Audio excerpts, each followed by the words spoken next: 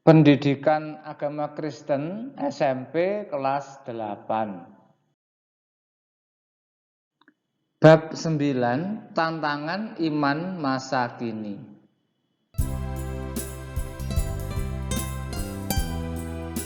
Bahan bacaan Mazmur pasal 4 ayat 1 sampai 11.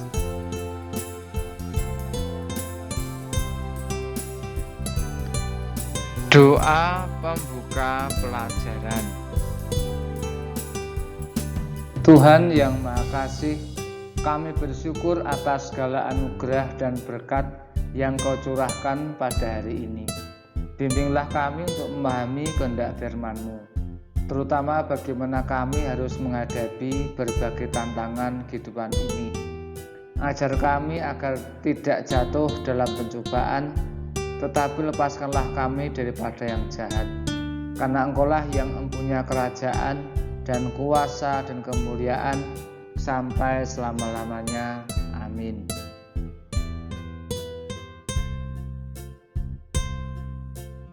Sebelum lebih lanjut, jangan lupa tekan like, subscribe, tekan lonceng, dan share.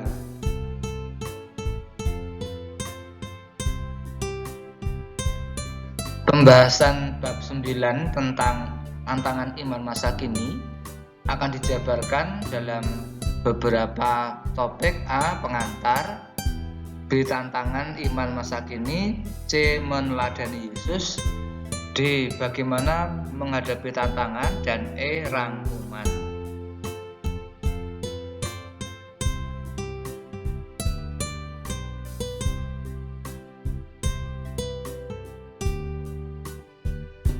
Pengantar.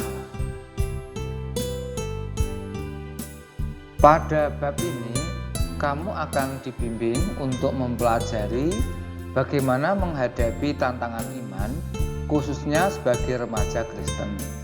Pembahasan ini bertujuan untuk melengkapi kamu mengenal serta mengkritisi berbagai bentuk tantangan iman.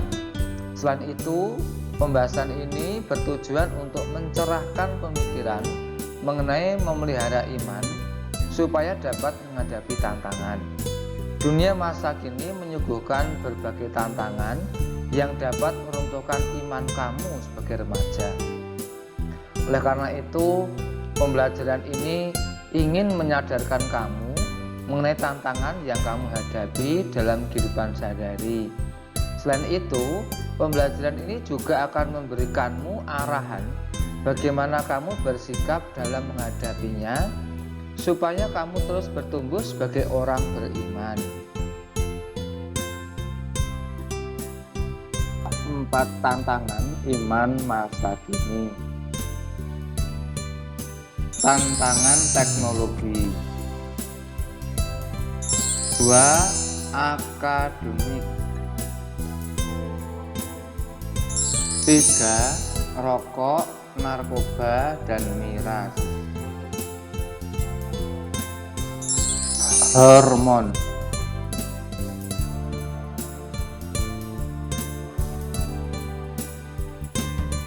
Tantangan teknologi. Tantangan teknologi, khususnya teknologi komunikasi dan informasi saat ini sangat berat. Memang teknologi sangat menolong manusia untuk menyebarkan ilmu pengetahuan, kebaikan, serta berbagai upaya kemanusiaan demi kepentingan umat manusia. Namun, di sisi lain, teknologi juga dapat menyebabkan berbagai penyimpangan moral dan etika. Nilai-nilai etika dan moral cenderung mengurangi atau meredusir rasa kemanusiaan. Melalui internet, manusia dapat memperoleh berbagai macam informasi yang positif maupun negatif. Salah satunya adalah pornografi yang ditengarai menjadi penyebab timbulnya berbagai penyimpangan maupun kejahatan seksual di kalangan remaja. Waktu yang seharusnya dipakai untuk melakukan banyak hal positif banyak tersita oleh aktivitas di dunia maya dan permainan atau games. Hubungan antar manusia pun menjadi kering karena orang lebih cenderung berbincang di dunia maya daripada bertemu langsung secara personal atau pribadi. Proses sosialisasi manusia digantikan oleh teknologi.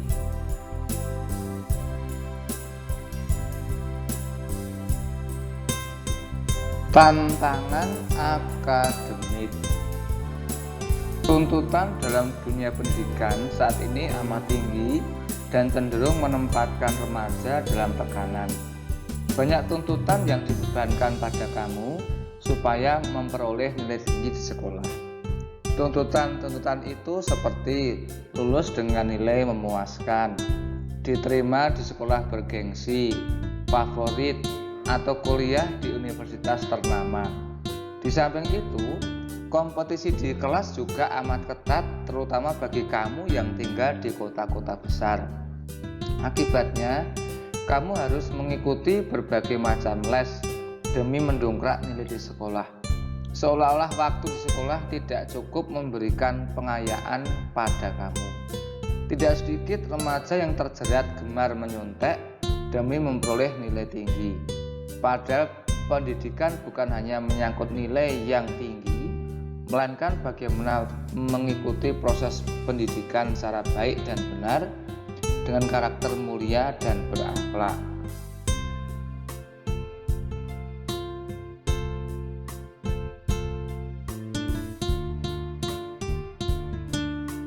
Tantangan rokok, narkoba, dan miras. Seorang pakar psikologi dan sosial yang mengatakan bahwa Indonesia kini sudah dapat disebut dalam situasi darurat narkoba.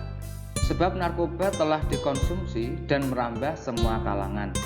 Korbannya berbagai golongan dan usia.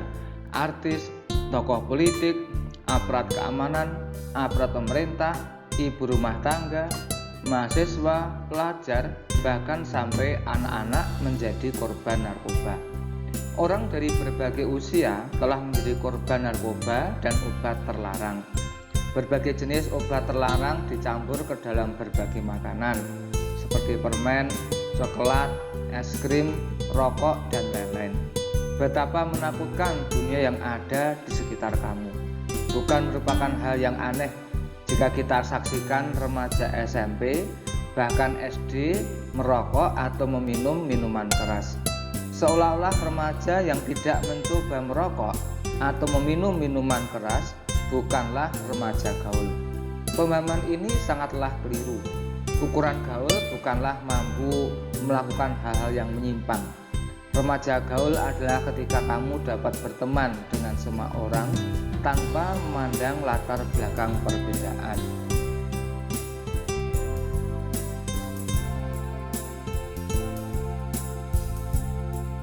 Tantangan hormon. Perubahan hormon yang terjadi di usia remaja menyebabkan beberapa hal. Salah satunya adalah rasa timbulnya ketertarikan pada lawan jenis. Hal itu lumrah dan sesuai dengan perkembangan biologis, psikologis, dan fisik remaja. Namun, ketika kamu tidak mampu mengontrol rasa ketertarikan terhadap lawan jenis dan ditambah dengan keinginan untuk mencoba hal-hal baru, dapat mengakibatkan terjadinya perilaku menyimpang. Penyimpangan itu dapat diperburuk dengan adanya pengaruh terhadap pornografi yang dapat merusak mental dan moral seseorang. Mengapa demikian? Pornografi dapat menyebabkan timbulnya keinginan untuk mempraktekkan apa yang ditonton.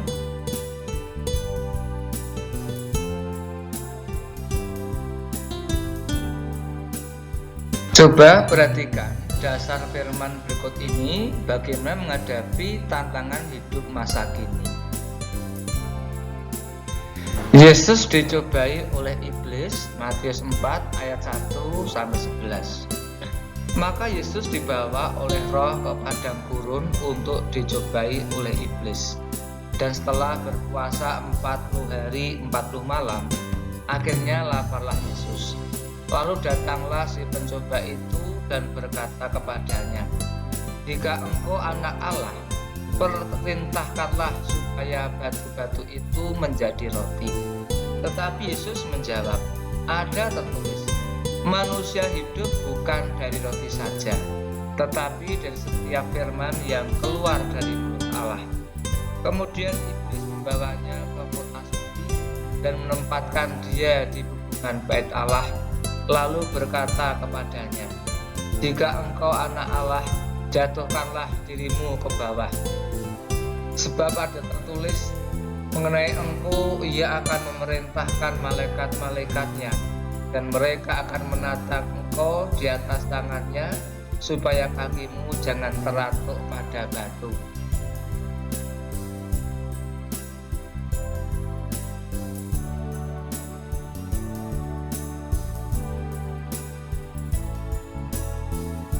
Yesus berkata kepadanya, "Ada pula tertulis, janganlah engkau mencobai Tuhan Allahmu."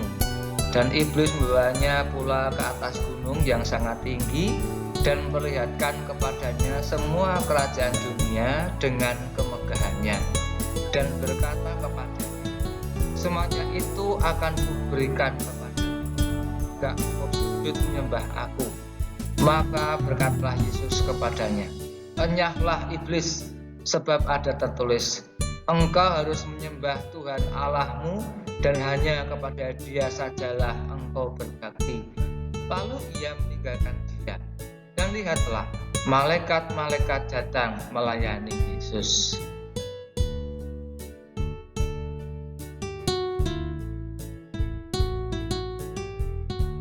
Tiga tantangan saat Yesus dicobai oleh iblis. Tantangan pertama, kebutuhan perut atau makanan. Tantangan kedua, kesombongan diri. Tantangan ketiga, kekuasaan. Tiga tantangan saat Yesus dicobai oleh iblis.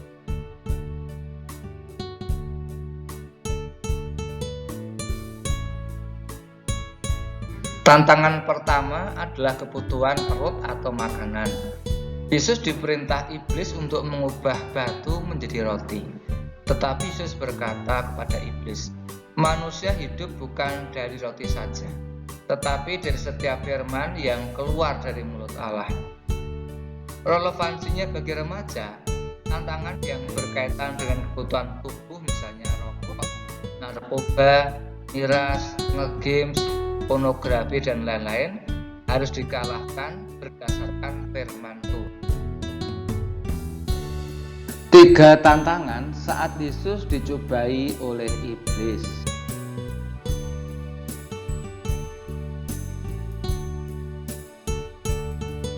Tantangan kedua adalah kesombongan diri.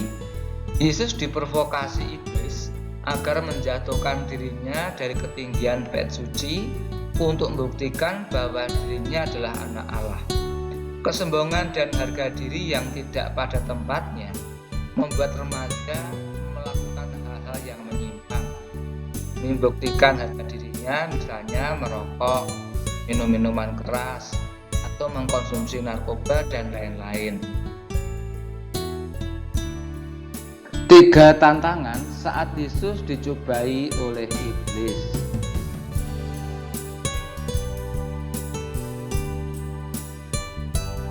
Tantangan ketiga adalah kekuasaan. Yesus diprovokasi akan diberi kuasa atas segala gemerlap kerajaan dunia jika mau menyembah iblis. Remaja sering senang diberi kekuasaan dan kepercayaan, namun sering malah menyalahgunakan kekuasaan dan tanggung jawab. Misalnya uang SPP malah digunakan untuk main game, uang transport digunakan untuk beli rokok, dan lain-lain.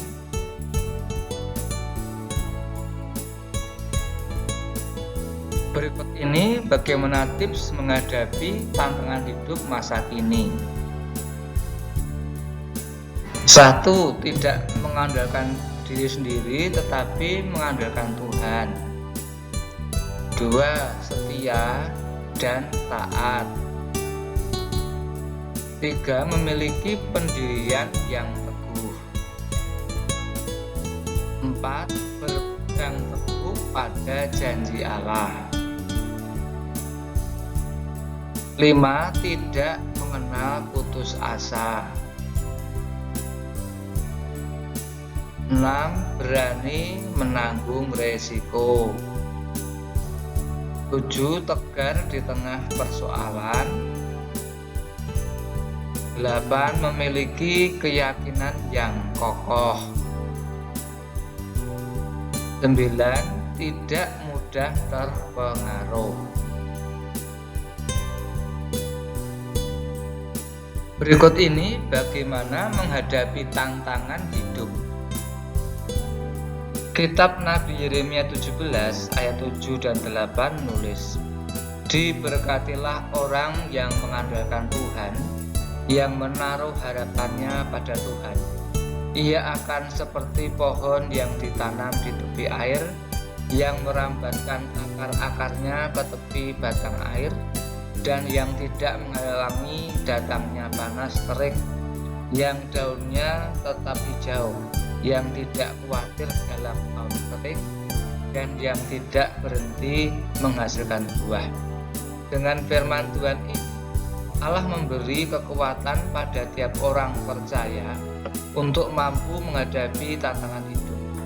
Apabila kita benar-benar mengandalkan Allah, memiliki pendirian yang teguh, serta keyakinan yang kokoh pada janji penyertaannya, maka kita akan terus bertumbuh dalam iman kepadanya.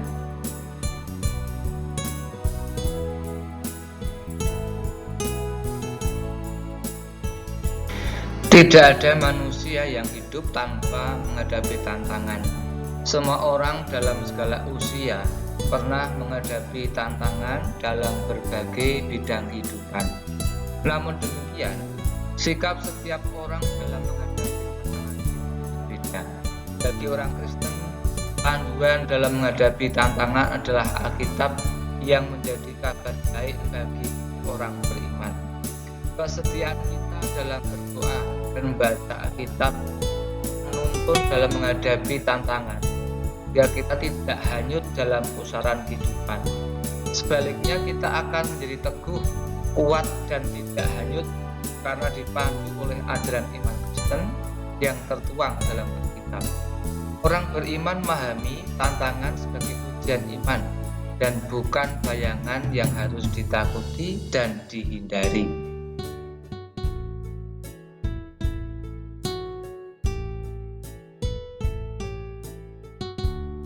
Untuk mengakhiri pelajaran kita hari ini, marilah kita berdoa.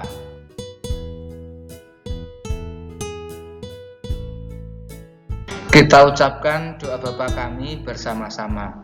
Bapa kami yang di surga, dikuduskanlah namamu, datanglah kerajaanmu, jadilah kehendak-mu di bumi seperti di surga. Berikanlah kami pada hari ini makanan kami yang secukupnya, dan ampunilah kami akan kesalahan kami, seperti kami juga mengampuni orang yang bersalah kepada kami. Dan janganlah membawa kami dalam pencobaan, tapi lepaskanlah kami daripada yang jahat. Karena Engkaulah yang punya kerajaan dan kuasa dan kemuliaan sampai selama-lamanya. Amin.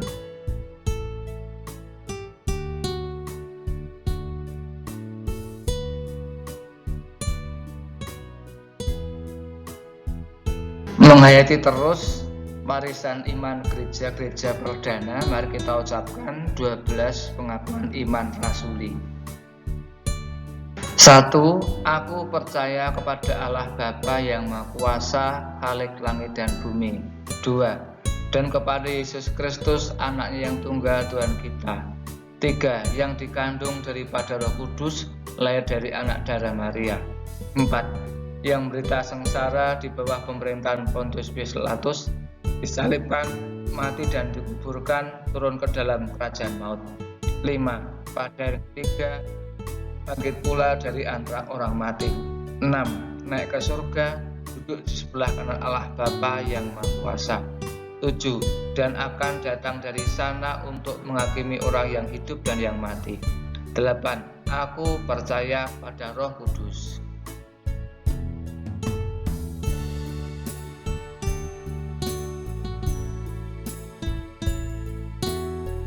Sembilan, gereja yang kudus dan am, persekutuan orang kudus. 10, pengampunan dosa.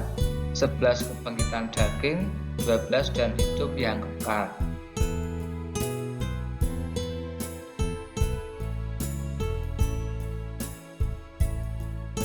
Demikian dahulu pelajaran kali ini. Sampai jumpa pada kesempatan berikutnya. Tuhan Yesus memberkati. Sekali lagi, jangan lupa tekan like, subscribe, tekan lonceng, dan share.